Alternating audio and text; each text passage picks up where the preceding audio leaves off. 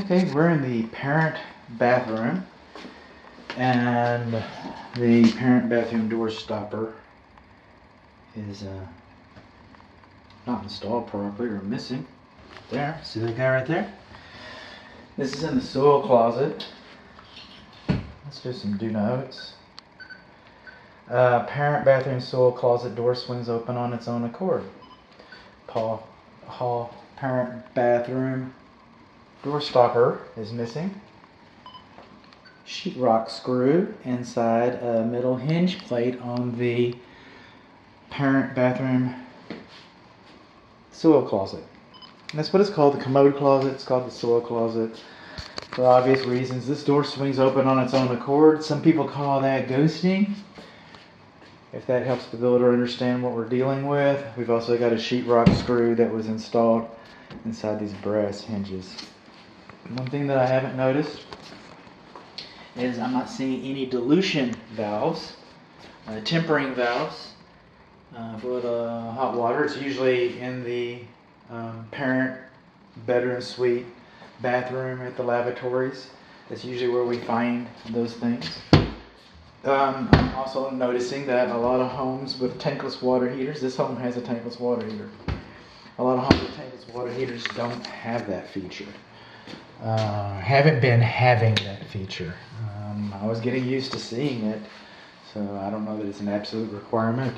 That'd be an interesting thing to kind of look up when I get a couple extra moments.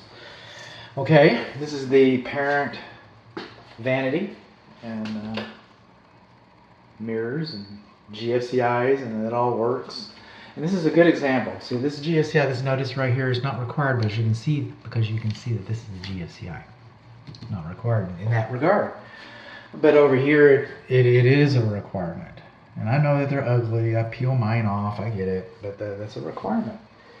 Coming along here, our shower enclosure has not been added. We're incomplete. And it looks like somebody's aware of this because that's not my blue tape. Most of this blue tape, some of it's mine, but most of this blue tape is by somebody else. It's called Other Things to People's Attention. So I know I'm not here. Over here in this corner, it's called a weep hole. So if any moisture gets trapped inside the shower enclosure, it's not just going to be water, it's going to be spraying water and a lot of times hot water. So we've got a lot of thermodynamics going on here. A lot of reasons for moisture to want to penetrate your walls. Lots of reasons to have weep holes. And the weep hole over here, the weep hole's been covered over. Hot's on the left, cold's on the right. We got some, that's not my blue tape. It's not my blue tape. Our stopper for the master tub is loose. Not the master, parent tub, excuse me.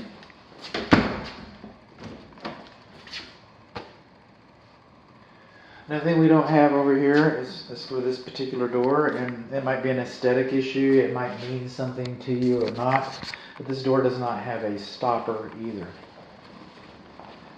Moving on along, this is the plumbing and appliance section. So the fireplace is in itself is an appliance. So this is a artificial gas log with an automatic starter, igniter, if you will. Switches over here on the right. Okay, all this surround everything is as per manufacturer. So there's really not a lot I can say about this, except that once I get into the attic, I see that you got attic insulation all over the fire blocking plate, and I can't see the fire blocking plate. So that's really the only thing that I can come up with. And then the fireplace, again, manufacturer specification supersedes, but the only place I can imagine this fireplace is getting its air from is from the living space. And again, if the manufacturer doesn't address this, doesn't have a problem with this, that's fine. If we were building a fireplace, those codes for on-site built fireplaces are much different. And that's the only guideline that I really have going. So what have we learned about the fireplace? We learned the fireplace appears to draw its air from the living space, and the fire blocking plate in the attic has got insulation covering it. We also learned about a couple of door stoppers. We learned about a drain stopper. We learned about a weep hole. That's what we've learned so far. As we continue on, and by now you've probably noticed with the roof and the exterior and the interior videos, we're moving counterclockwise. Moving on into the laundry. It's 4-prong electric. I tested it. These are GFCI protected, as they should be, but they do not have the labels that I was just calling to your attention. Hot and cold are labeled. There also should be a label on this. This is the clothes dryer vent. We should know what the diameter is. It should be told to us. It should be explained to us how long that vent is. It should be explained to us how many bins are in the vent run, so that when we buy equipment, we can see what it's rated for, and we know that the equipment has enough push to go up into the vent that is sized properly. Most of them are, I get that. Odds of that being wrong, I get that, probably pretty low. I didn't make the code. It's supposed to have a notice right there posted on it. And then we kind of come up here and look up here. I don't know if you can see up there very well. Okay, but anyway, I've got a still image going up. 4-prong electric was tested, does work. While we're here, in the laundry, this is going to be other places, but the clothes rod should be stained, maybe painted. Depends on what the designer came up with. But painting, but anyway, they shouldn't be raw wood like that. We're going to move right on along because we are in plumbing. Just want to know, you're about to see a water heater video, and the water heater was making noise and I had to unplug it.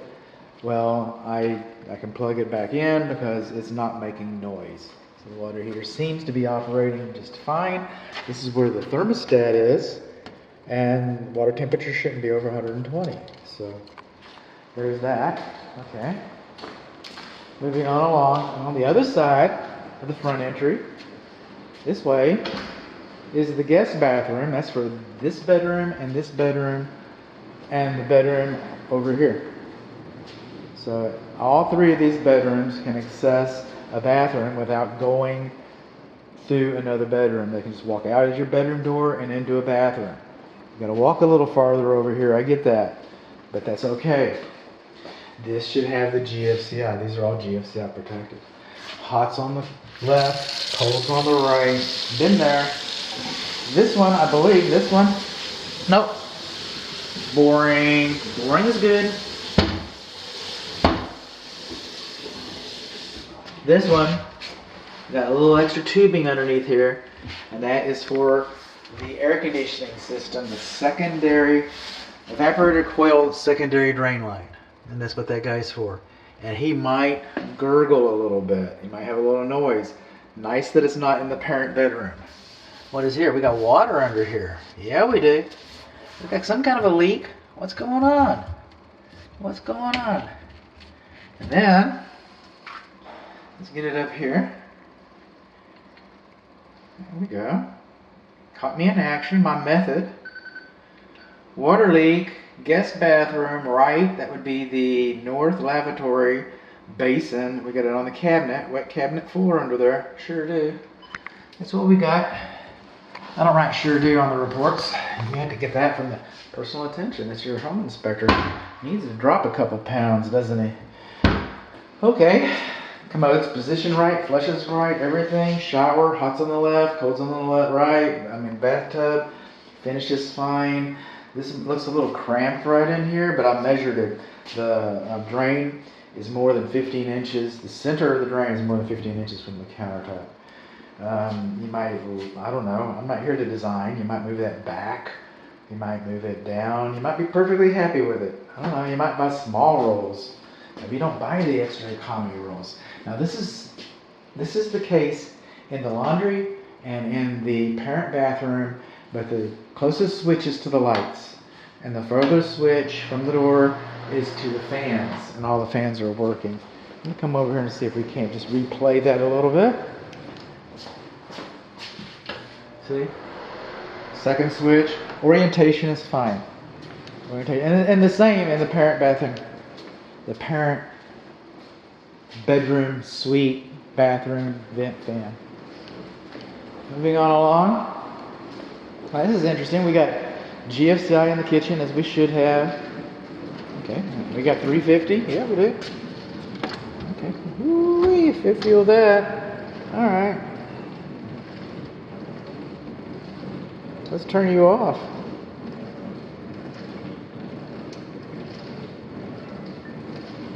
Turn you on. Cooking methods. We got bake, broil, and keep warm. I'm not seeing a convection. I'm going to do 550, start. Turn you off. 15 seconds in the microwave. I cooked my little microfiber cloth for my glasses.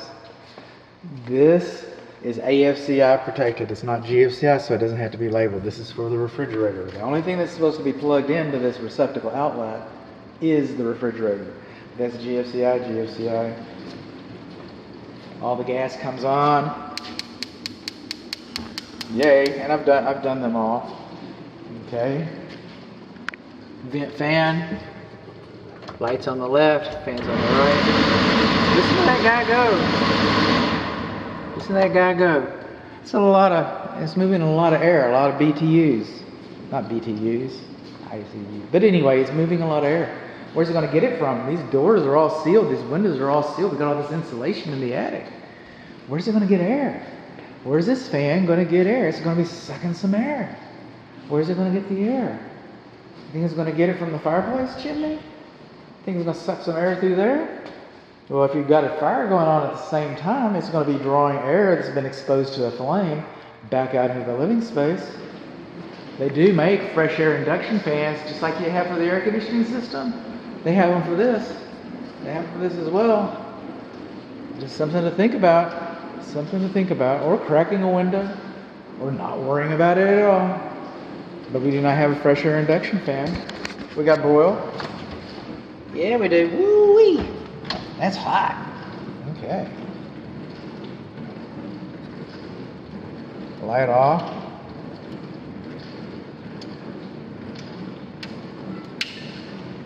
Turn that off. You know that it works. Dishwasher's been working. Dishwasher's been just rocking around. Okay, what we got here? A couple things. Is that a stopper? Strainer's right here too. And I got all the instructions. This is the garage overhead door opener. Alright, I found that on the floor in the garage. Thought it would be better in here. I got a card for you. It's a little thank you present. Okay, this is called a foul line, F-O-U-L. It's where all the cooties hide, and the germs, and the bacteria, and the viruses. It's supposed to cascade down like this. That's the way it's supposed to go down. And it doesn't. Water was fine. Hot's on the left, cold's on the right. This is your vacuum. If this is coming out, it means you got a problem with your dishwasher. This is the switch for your food waste disposal, and it's allowed to be outside of the site from the hole there. When you're digging your wedding ring out, and you put the switch down here, it could be horrible. But this is a 1/3 horsepower garbage disposal. 1/3 horsepower. If it was a 1/2 horsepower, it doesn't matter. 3/4 doesn't matter. 5/8 doesn't matter. But if this was a 1 horsepower garbage disposal, this would matter. But the manufacturer says that if it's less than 1 horsepower, we can put it underneath here so long as it's labeled on and off, and it is. So if you come in here and replace this with a rocker switch or something like that, no bueno. No good. Come in here and put a 1 horsepower food waste disposal in here, no good. Not supposed to do that. These are the receptacle outlets for the dishwasher and the food waste disposal, and they are GFCI protected, and it is just fine. It's just dandy. This is a vacuum breaker for the dishwasher. We got that. So I can't find a problem with the dishwasher. I can't find a problem with the food waste disposal. But I do have a foul line, F-O-U-L. I've yet to have a client call me up, to be honest. Okay, my rear view mirror doesn't work real good, but I have yet to have a client call me up and say, hey, bud, thank you for that foul line. I'm glad you caught that. Good eye, bud. Maybe. I would never dissuade my clients from seeking perfection. But sometimes the cure is worse than the problem. Issue, call it what you will. All right, then the manufacturer of this sink, they've had this really weird idea. They think they know how their stuff is supposed to be installed. Isn't that arrogant of them? And I don't have a flashlight. Yeah, I do. And they think this dishwasher, this sink, that holes should be drilled in the countertop, and brackets should be installed underneath here to hold the sink in place. That's what they think. Or we can just stick some sticks up there with a couple sheetrock screws. Just put some screws in it, Philip. Oh my God, Doug, you're fast. I know, I'm getting a raise. Let's go to the beer store. Is that the way it works? Is it the way it works around here? So anyway, you got 2 sticks underneath here with some sheetrock screws. You probably won't have a problem with it. Probably would never known about it if I hadn't told you. But, you know, I know. I've read the instructions. You know? The builder, you know what? Has such a great idea. The builder can get the instructions out for installing the sink. And they probably won't even address the foul line, so I'll be kind of foolish. And we'll see what they say about the sticks. We'll see how they install that. See what the manufacturer says. The manufacturer knows better than I do. Okay. Now, while we're under here, we're talking about fans. We're talking about cooktops. You see that box right there? I was just kind of curious about it. I don't know. My fault. My fault I took it off. My fault that you're going to see a picture. It's got all this paint inside of it. You shouldn't put paint inside of a junction box. No, that's not right. So all the wires inside of the box should be taken out and new wire nut. How about this? The electrician can give you a picture of all the wire junctions, showing you that there's no paint on them, and then all new wire nuts, because they cost like 10 cents a piece. All new wire nuts, and he set it up for you. How about that? And that way you would know that you didn't have all this. You'll see. I got a picture for you. Now, even though this receptacle outlet is GFCI protected, okay, it should not be recessed more than 6 inches from the countertop. This countertop's got the little brackets on it. It shouldn't be recessed more than 6 inches. You can have your Sensi up here, your crock pot, extension cord could be rolling down. You just grab it with your arm, pull it off. Ruins Christmas, whatever, you know. So they're not supposed to. Why are they there? Why are they there? I don't know. It's kind of curious. It took them a little while to get used to doing that. The builders catch on, you know. Oh, we don't go by that code. Whatever. You know, I've heard it. We don't go by that code. But anyway, so then after a while, the builders started installing them. So maybe, I don't know, the jurisdiction having authority, the local jurisdiction having authority, the code inspector, maybe they were requiring that. I don't know. I'm seeing the same weird thing, honestly, in some apartments over in Balch Springs. This kind of looks like apartments being built. Some affordable housing apartments over in Balch Springs. And they're getting away with that. So is that what's happening here? So we've got the same code inspector as I don't know. So what do we learn? Receptacles recessed too much. We've got a foul line. We've got sticks. We learned that we've got some paint on the receptacle outlet. We learned, basically, what else we learned? That we don't have some GFCI marks on some things, or the clothes dryer vent isn't labeled. The parent bathroom shower weep holes covered up.